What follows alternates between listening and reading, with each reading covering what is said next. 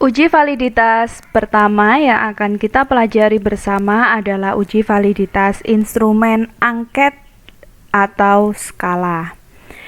Di sini saya memberikan uji validitas instrumen berupa angket dan skala menggunakan rumus korelasi product moment dari Pearson sebagai berikut. Rumusnya adalah R, atau biasanya di sini kadang ada yang menuliskan R hitung ya.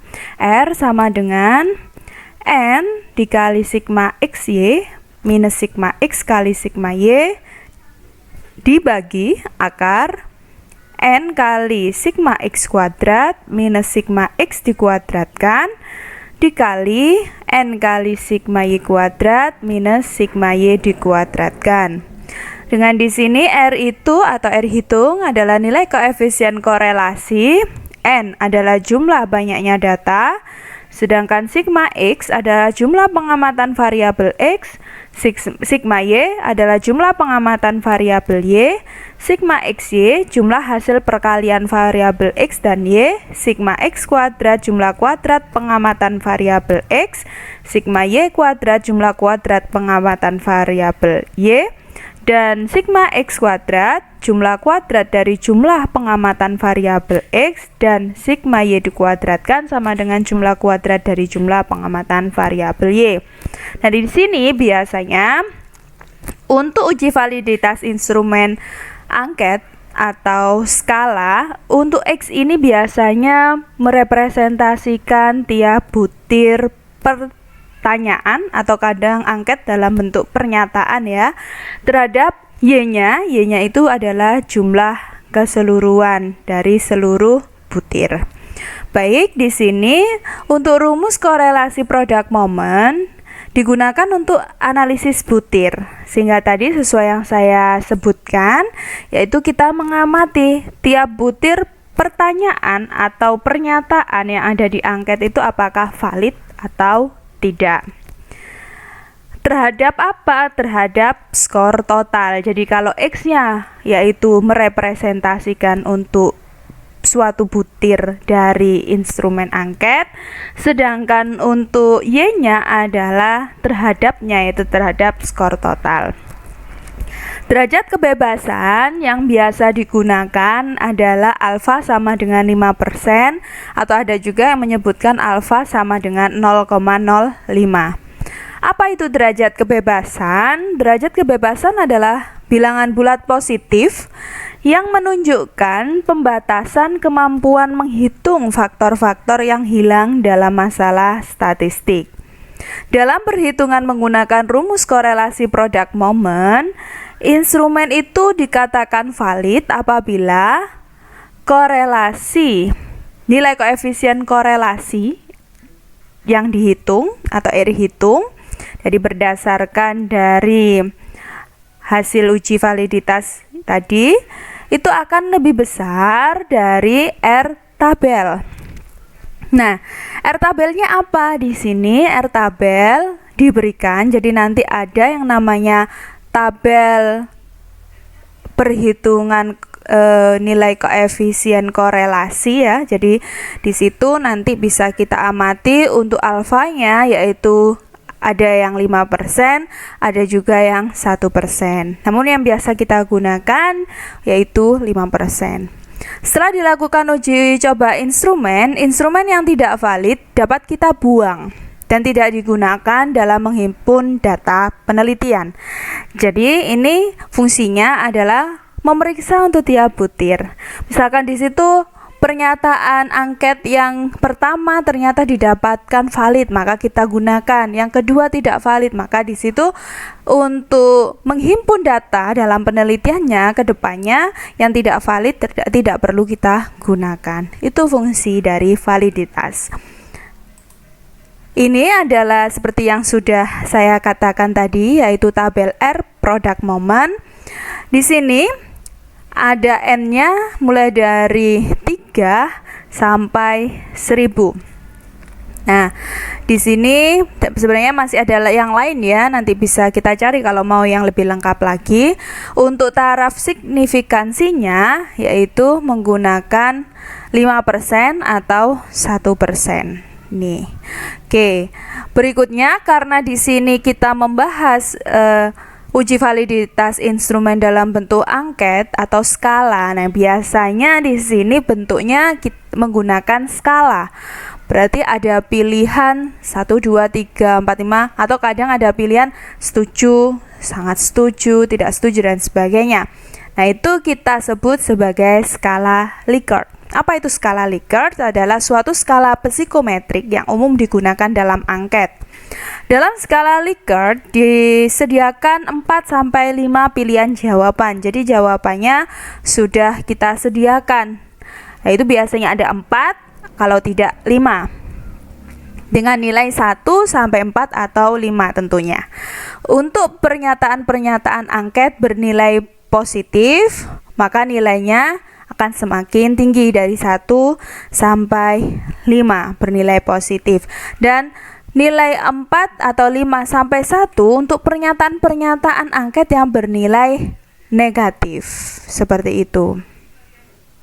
Jadi mulai dari kalau positif tidak setuju, maka dia di situ misalkan sangat tidak setuju, nilainya adalah 1.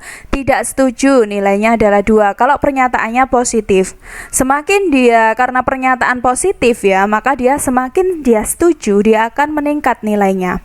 Namun apabila pernyataan-pernyataan dalam angket yang kita buat itu adalah pernyataan yang negatif, maka semakin dia setuju, itu nilainya semakin berkurang.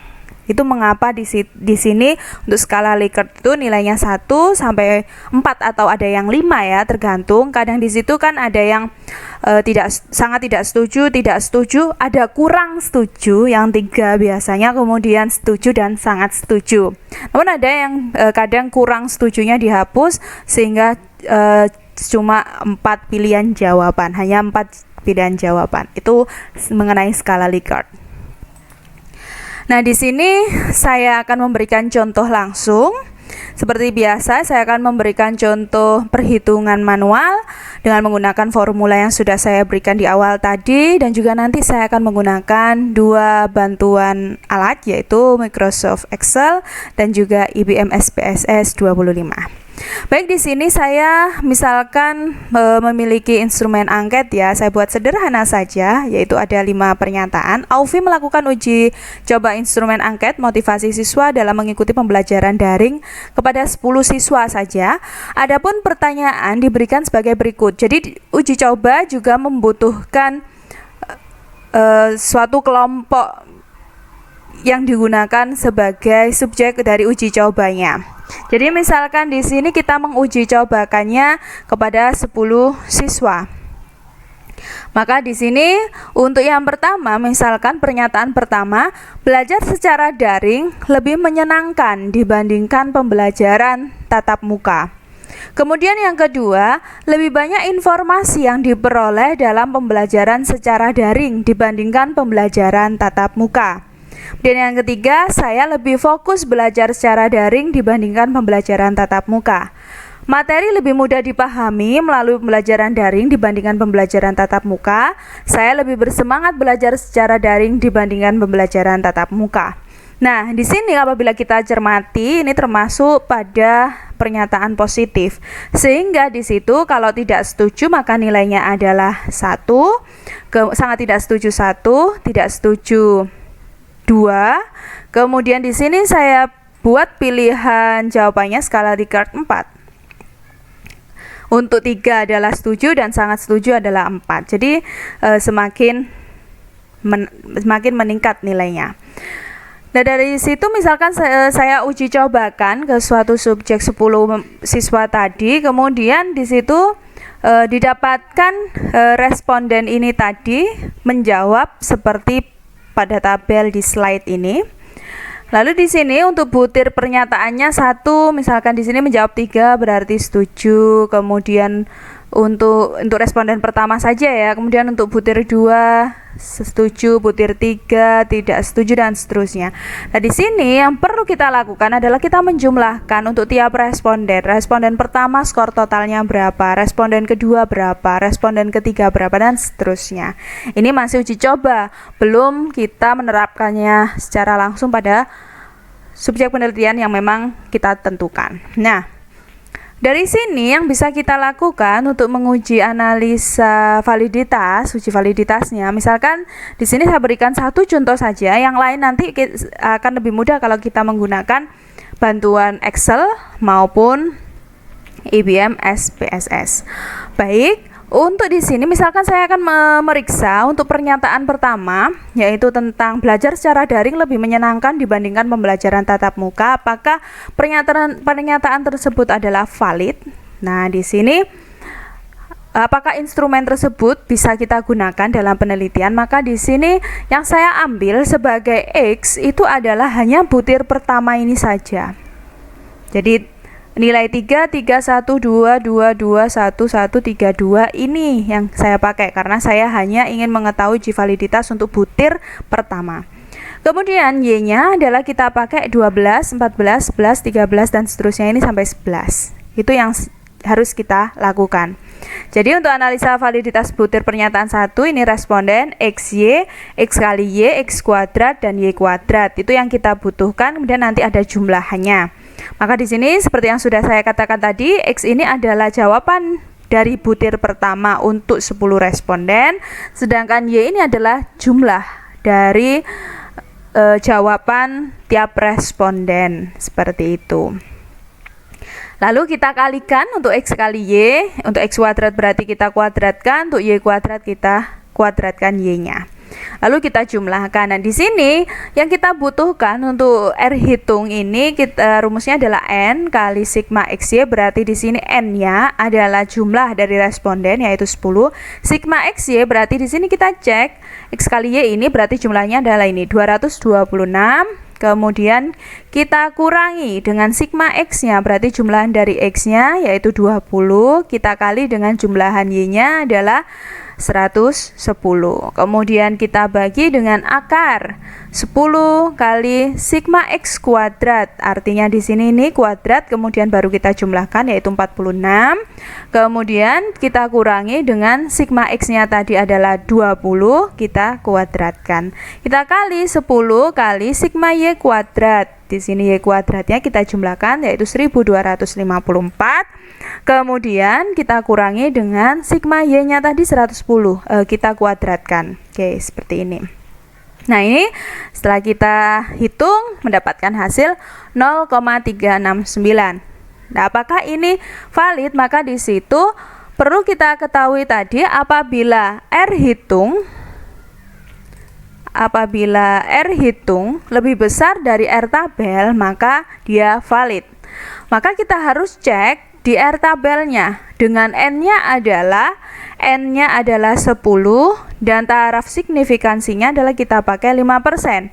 Maka di sini yang kita pakai adalah ini nilai 0,632. Apakah di sini 0,632 lebih kecil dari R hitungnya? Nah, kita akan cek apakah hasil kita tadi itu lebih besar dari 0,632. Ternyata enggak. Ternyata R hitungnya justru lebih kecil daripada R tabel. Ini kan R tabelnya tadi 0,632 itu lebih besar dari 0,369. Kalau valid seharusnya ini yang lebih besar. Maka di sini bisa kita simpulkan bahwa R hitung kurang dari R tabel yang berakibat pernyataan butir 1 tidak valid.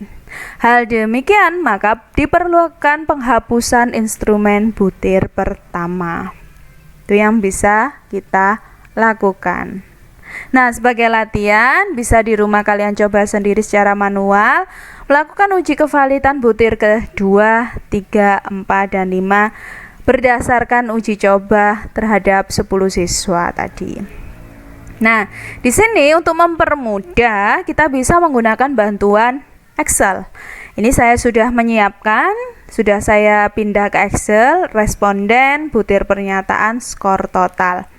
Maka yang bisa kita lakukan di sini, kita cukup memblok bagian ini. Kemudian kita pilih data analisis. Kemudian di sini yang kita pilih adalah uji validitas correlation ya. dan kita pilih oke. Oke, ini input rate-nya ini. Kemudian untuk outputnya bisa kita pilih. Outputnya misalkan saya mau menampilkannya di sini ya, di sini. Oh maaf, ini seharusnya. Oke, saya ulangi lagi. Ini. Jadi kita pilih ya, saya ulangi lagi. Kita pilih data analisis, korelasi, kita oke. Kemudian untuk input rate-nya adalah ini, kita pilih semua mulai dari butir pertama sampai dengan skor total. Untuk outputnya kita tentukan di sini misalkan, kemudian kita oke. Nah, di sini muncul yang mana yang kita baca. Tentu di sini untuk kolom 1 supaya mempermudah ini adalah butir 1. Kolom 2 ini butir 2. Kolom 3 butir 3, kolom 4 butir 4, kolom 5 butir kelima, pernyataan kelima artinya, dan ini totalnya. Maka sama halnya dengan ini, untuk yang bagian setiap barisnya ini juga sama, ini butir 1, ini butir 2, ini butir 3, butir 4, butir 5, dan ini adalah total. Nah, mana yang bisa kita lihat? Ini yang bisa kita lihat adalah yang ini. Nilai-nilai inilah nilai korelasinya. Kalau kita cek dengan yang tadi kan kita dapatkan 0,369 untuk butir pertama. Sama kan ini 0,369 juga untuk butir pertama. Ini bisa kita bandingkan dengan R tabelnya. Nah, di sini bisa kita cek untuk butir kedua yang jelas ini tadi tidak valid. Ini tidak valid. Kalau yang ini karena tadi R tabelnya kan sama semua ya sebenarnya. R tabelnya tadi adalah di sini 0,632. Oke, R tabelnya adalah kita tulis saja di sini R tabel itu adalah 0,632. Maka di sini untuk yang ini itu valid. Jadi ini valid. Kemudian ini tidak valid. Kemudian ini tidak valid juga. Yang ini valid. Jadi ternyata yang valid hanya 2, yaitu pernyataan butir kedua dan pernyataan butir ke-5. Kalau kita cek apa saja di sini yang valid, yaitu pernyataan butir kedua, lebih banyak informasi yang diperoleh dalam pembelajaran secara daring dibandingkan pembelajaran tatap muka. Kemudian yang kelima, saya lebih bersemangat belajar secara daring dibandingkan pembelajaran tatap muka. Oke, tentu itu ada banyak faktor yang menyebabkan dia disebut valid. Oke, itu untuk Excel. Bagaimana kalau untuk apa itu namanya, IBMS SPSS ya, mohon maaf. Maka di sini kita pilih saja sama, ini kita copy, kita masukkan ke SPSS yang sudah kita siapkan di sini. Oke, tinggal kita paste ya. Nah, secara otomatis dia akan keluar seperti ini.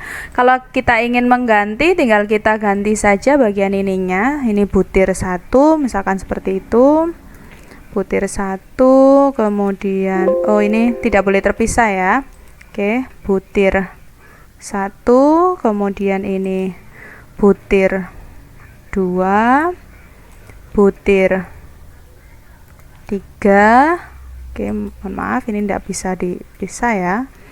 Butir 4, kemudian butir 5, dan yang ini total. Oke, itu kalau kita ingin mengubah nama variabelnya. Nah, di sini kita tinggal melakukan analis, kemudian correlate, jadi kemudian bivariate. Kemudian tinggal kita masukkan semua variabel yang ingin kita ketahui validitasnya. Nah, kita pilih person detail ini, kemudian kita oke.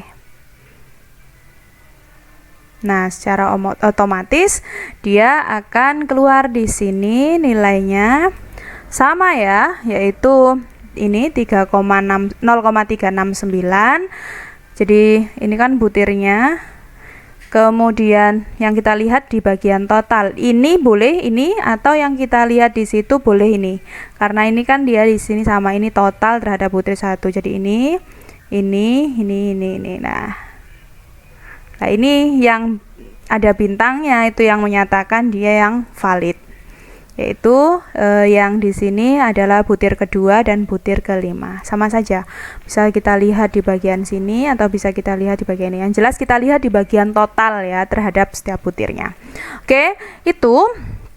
Atau ada cara lain sebenarnya di situ, yaitu apabila kita membandingkannya dengan 0,05. Tapi yang dilihat bukan percent correlation-nya, tapi signifikansinya. Jadi signifikansinya kita cek 0,294. Kalau misalkan tadi kan ini yang harus lebih besar, kalau percent correlation tadi R hitung itu harus lebih besar daripada R tabel. Tapi kalau signifikansi dia di sini, signifikansi ini tutilnya itu harus kurang dari 0,05. Nah, di sini kita cari yang kurang dari 0,05 yang mana saja. Yang jelas ini tidak kurang dari sehingga tidak valid. Ini juga ini kurang dari ya, 0,013 kurang dari 0,05 sehingga ini valid, benar kan? Ini juga valid tadi. 0,571 lebih besar dari 0,05 sehingga tidak valid. 0,058 itu lebih besar daripada 0,05 sehingga di sini tidak valid. Sedangkan 0,013 kurang dari 0,05 sehingga ini valid. Sehingga bisa kita tentukan pakai percent correlation-nya yang kita bandingkan dengan R tabel. Tapi kalau kita tidak menemukan R tabel, maka kita bisa lihat dari signifikansinya. Tapi di sini jelas ya ada tanda bintangnya, ini pasti di sini dia memenuhi taraf signifikansinya. Oke? Itu saja yang bisa saya sampaikan tentang uji validitas. Yang jelas uji validitas ini penting untuk bisa kita lakukan sebelum kita menerapkan instrumen yang kita miliki itu untuk menghimpun data. Oke, sekian. Terima kasih sudah menyimak video saya yang kedua tentang uji validitas. Semoga bermanfaat. Terima kasih.